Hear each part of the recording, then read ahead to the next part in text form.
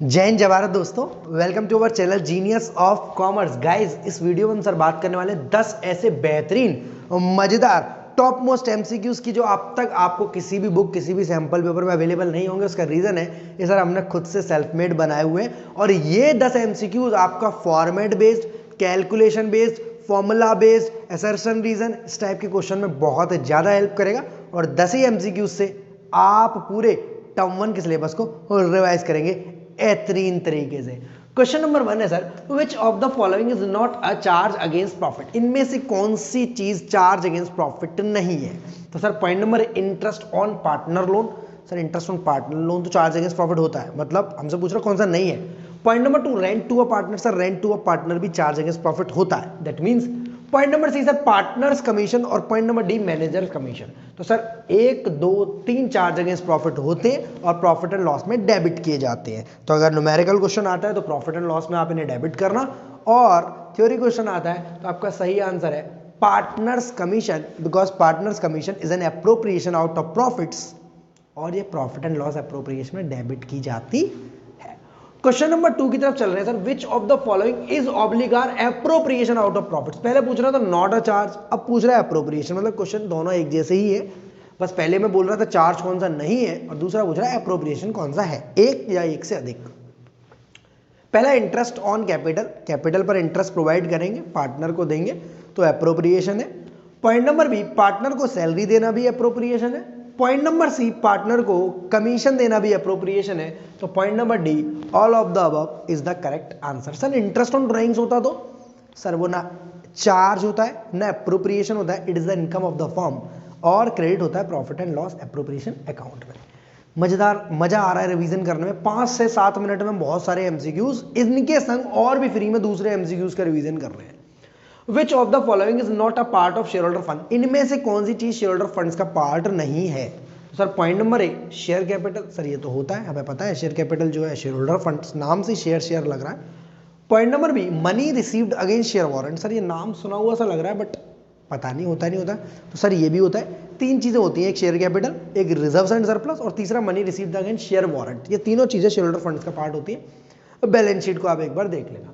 Point number C है application money pending allotment. कहने को तो क्लास 12 सीबीएसई के कोर्स में इससे रिलेटेड क्वेश्चन पूछा नहीं जाएगा, बट बैलेंस शीट में इसकी एक अपनी जगह है। शेयर होल्डर फंड्स के बाद अलग से लिखा जाता है एप्लीकेशन मनी पेंडिंग अलॉटमेंट। अगर कंपनी ने एप्लीकेशन मनी ली है और अभी तक अलॉटमेंट नहीं दिया है तो उसको हम इस हेड में शो करते हैं, known as application money pending allotment. तो ये शेयर होल्डर फंड्स से नीचे अलग से शो किया जाता है, तो it is the correct answer. ये शेयर होल्डर फंड्स का पार्ट नहीं होता है। पॉइंट नंबर डी है आपका रिजर्व्स एंड सरप्लस, जो कि मैंने पहले ही बताया वो शेयर होल्डर फंड्स का पार्ट होता है। शेयर होल्डर फंड्स में जो भी चीजें आएंगी वो डेट इक्विटी रेशियो में भी काम में आएंगी, प्रोप्राइटरी रेशियो में भी काम में आएंगी। समझ में आ रही है कैसी बातें बोल रहा हूं मैं? प्रोप्राइटरी रेशियो में शेयर होल्डर फंड्स ऊपर आता है और डेट इक्विटी में नीचे आता है। Which of the following equation is ऑब्लिगार करेक्ट। इनमें से कौन सी इक्वेशन सही है? इक्वेशन मतलब फॉर्मूला बेस्ड क्वेश्चन है। Goodwill equals to super profit into 100 upon N R R. क्या ये सही है या गलत है? सर गुडविल को निकालने का ये तरीका भी होता है, शायद कैपिटलाइजेशन मेथड बोलते हैं इसको।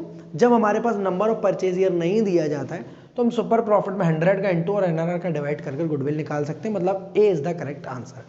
Point number B, capitalised value equals to capital employed into 100 upon N R R. Into 100 upon N R R तो सही है, बट शायद कैपिटलाइज्ड वैल्यू का फॉर्मूले में यहाँ पर एवरेज प्रॉफिट आता है। मैं सही बोल रहा हूँ क्या? इधर देखना जरा, यहाँ पर एवरेज प्रॉफिट आता है। जी सर यहाँ पर एवरेज प्रॉफिट आता है, ये इक्वेशन सही नहीं है। Point number C, capital employed equals to normal profit into 100 upon NRR. शायद ये भी सही नहीं है, शायद शायद शायद शायद। तो ऑप्शन नंबर डी है बोथ ए एंड सी। अब एक बार इसको देखते हैं। कैपिटल एम्प्लॉयड का आपने एक फॉर्मूला पढ़ा है एसेट्स माइनस लायबिलिटीज, वो है नहीं है यहाँ पर। एक फॉर्मूला आपने कैपिटल एम्प्लॉयड का पढ़ा है ऑल कैपिटल के credit balance minus debit balance plus reserves and surplus, ऐसे ही पढ़ा है ना। एक फॉर्मूला सर ये भी होता है, ये मैंने ऑलमोस्ट अपने तरीके से क्वेश्चन बना दिया। आपने नॉर्मल प्रॉफिट को पढ़ रखा होगा, capital employed into NRR upon 100, शायद पढ़ा हो आपने, सर जरूर पढ़ा है। अब इस कैपिटल एम्प्लॉयड के लिए इस 100 का इंटू कर दिया और इस एनआरआर का डिवाइड कर दिया, इससे मैंने ये इक्वेशन बना दी है। तो इसका आंसर ए तो है, इसका आंसर सी भी है। आपका करेक्ट आंसर है डी, बोथ ए एंड सी। तो एग्जाम में कहीं घुमाना दे इससे, कैपिटल एम्प्लॉयड का एक ये फॉर्मूला भी हो सकता है, normal profit into 100 upon NRR, जो कि एग्जाम वो सिलेबस में डायरेक्टली तो नहीं दिया है बट इनडायरेक्टली आप इसे बना सकते हो। पॉइंट नंबर नेक्स्ट है, which of the following is considered as reconstitution of partnership. इनमें से कौन सी चीज रिकॉन्स्टिट्यूशन करवाती है? तो point number 1, admission of a partner. जब कोई नया पार्टनर आता है तो पुराने एग्रीमेंट बेकार हो जाते हैं, तो नए पार्टनर आने से रिकॉन्स्टिट्यूशन होता है। Point number B, change in profit sharing ratio. आपस में ही कोई नया आया नहीं, कोई पुराना मरा नहीं, कोई पुराना गया नहीं, बट आपस में ही चेंज कर लिया प्रॉफिट शेयरिंग रेशियोज में, that means it is also treated as reconstitution of partnership form. Point number C sir, retirement और डेथ ऑफ अ पार्टनर। अगर कोई पार्टनर बताकर चला जाता है, रिटायर हो जाता है, या बिना बताए बेचारा चला जाता है, जय हो जाती है उसकी, तो उस केस में भी रिकॉन्स्टिट्यूशन होता है। तो correct answer is D, all of the above. एक ही 5 क्वेश्चन से बहुत बेहतरीन रिवीजन किया हमने, बहुत सारे फॉर्मूलाज का, बहुत सारे चैप्टर से रूबरू होते गए। अभी क्वेश्चन नंबर 6 से 10 तक और बाकी है, उनको करेंगे तो और ज्यादा मजा आएगा। तो गाइस क्वेश्चन नंबर 5 के बाद नेक्स्ट क्वेश्चन है आपका क्वेश्चन नंबर 6, जो कि अगेन एक बेहतरीन क्वेश्चन है sir. Which of the following is not appearing in share capital of companies balance sheet. मतलब इनमें से कौन सा आइटम सर कंपनी की बैलेंस शीट की शेयर कैपिटल वाले हेड या सब हेड में नहीं जाता है? Point number A, authorise share capital. Sir ये तो नाम में शेयर कैपिटल छुपा हुआ है तो वहीं जाएगा। पॉइंट नंबर ए, फॉरफिटेड शेयर। सर याद कर रहे थे कुछ फॉरफिटेड शेयर्स होता तो था, ऐड किया जाता था शेयर कैपिटल के अंदर, तो सर ये भी वहीं जाएगा। Point number C, calls in arrear. Sir calls in arrear current asset या current liability, calls in advance तो current liability. Sir calls in arrear भी यहीं जाता था, लेस किया जाता था। और लास्ट है कॉल्स इन एडवांस। तो कॉल्स इन एडवांस आपका करंट लायबिलिटी में अदर करंट लायबिलिटी जाता है, तो ये आपका शेयर कैपिटल में नहीं जाता। तो करेक्ट आंसर है सर डी। बहुत बेहतरीन क्वेश्चन लगा होगा आपको, एक क्वेश्चन से 4 MCQ बन रहे हैं। Question number 7 sir, which of the following is oblique are non current assets. मतलब इनमें से कौन सी एसेट एक या एक से अधिक नॉन करंट एसेट है? पॉइंट नंबर ए, motor vehicle. Sir motor vehicle तो नॉन करंट एसेट होती है, टेंजिबल फिक्स्ड एसेट्स होती है। Free hold property, property free hold हो, लीज होल्ड हो, प्रेमिसेस हो, इक्विपमेंट हो, ये सभी आपकी नॉन करंट एसेट्स होती है, टेंजिबल फिक्स्ड एसेट्स होती हैं। कंप्यूटर सॉफ्टवेयर भी आपका नॉन करंट एसेट होता है, इंटेंजिबल होता है, इंटेंजिबल होता है, इंटेंजिबल होता है। सर ठीक है, तीनों मतलब आपकी वही है, तो करेक्ट आंसर होगा सर ऑल ऑफ द अब। तो अगर टेंजिबल में पूछता है तो आपको ये आंसर देना है, इंटेंजिबल में पूछता है तो आपको ये आंसर देना है। Which of the following equation is oblique are correct. Again पूछ रहा है इनमें से कौन सा फॉर्मूला है, कौन सी इक्वेशन एकदम सही है। Point number A, liquid ratio equals to quick assets upon current liability. Liquid ratio का फॉर्मूला होता है लिक्विड एसेट या क्विक एसेट या एसेट टेस्ट एसेट को ऊपर रख दो और करंट लायबिलिटी को नीचे रख दो, तो ए आंसर बिल्कुल सही है। बी है sir, return on investment equals to capital employed divide by EBIT into 100। शायद कई सारे बच्चों को तो ये पता ही नहीं होगा, ये एक प्रॉफिटेबिलिटी रेशियो होता है बेटा, और इसका फॉर्मूला होता है EBIT upon capital employed into 100। EBIT upon capital employed into 100 उल्टा फॉर्मूला लिखा है तो ये गलत है।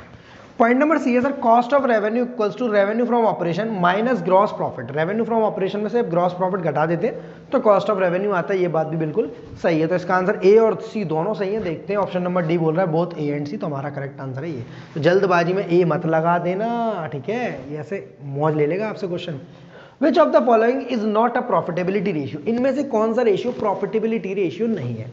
Point number A, GP ratio. Sir ये प्रॉफिटेबिलिटी रेशियो होता है, इसका नाम ही है GP ratio, gross profit ratio. Point number B, return on investment. अभी भी हमें पता था रिटर्न ऑन इन्वेस्टमेंट भी आपका प्रॉफिटेबिलिटी रेशियो होता है, 2 हो गए। तीसरा इंटरेस्ट कवरेज रेशियो, किसी ने ध्यान से पढ़ा हो तो इसका फॉर्मूला होता है EBIT upon interest, EBIT upon interest, EBIT upon interest, और ये सर आपका सॉल्वेंसी रेशियो होता है। और पॉइंट नंबर डी है आपका नेट प्रॉफिट रेशियो। तो नॉट अ प्रॉफिटेबिलिटी पूछ रहा था, तो करेक्ट आंसर है आपका C. Last but not the least बेहतरीन question, pick the odd one out. इनमें से ऑड जो है, अलग जो है, तीनों में से 4 में से कोई एक अलग है, उसे पहचानो। Point number 1 current ratio. Sir ये लिक्विडिटी रेशियो होता है, हमें पता है। Point number B debt equity ratio, ये सॉल्वेंसी रेशियो होता है, हमें पता है। Point number C inventory turnover ratio, ये टर्नओवर और एक्टिविटी रेशियो होता है। Point number D proprietary ratio, ये सॉल्वेंसी रेशियो। तो ये और ये तो सॉल्वेंसी हो गए सर, ये दोनों अलग हो गए। तो फिर एक आंसर ए और सी तो आंसर ऑप्शन में ही नहीं है, तो ए और सी दोनों पर टिक लगाए? बिल्कुल नहीं। ए आपका करंट रेशियो जो है लिक्विडिटी तो है, बट उसका नाम शॉर्ट टर्म सॉल्वेंसी भी है। दोस्त मेरी बात याद रखना, शॉर्ट टर्म सॉल्वेंसी भी है। तो आपका ऑप्शन है ए, बी और डी, तो तीनों आपस में दोस्त हैं, सॉल्वेंसी है। ये लॉन्ग टर्म सॉल्वेंसी है, शॉर्ट टर्म सॉल्वेंसी है। तो करेक्ट आंसर होगा आपका सी, इन्वेंट्री टर्नओवर रेशियो। तो 10 MCQ बहुत बेहतरीन वाले कराए, अगले 10 और भी बेहतरीन होंगे, इससे पिछले 10 भी बहुत बेहतरीन थे। तो 10-10 MCQ आपके साथ यूं ही शेयर होते रहेंगे, कुछ आपको टर्म 1 की बेहतरीन प्रिपरेशन के साथ। वीडियो अच्छी लगी हो तो लाइक, दोस्तों के साथ शेयर, चैनल को करेंगे सब्सक्राइब।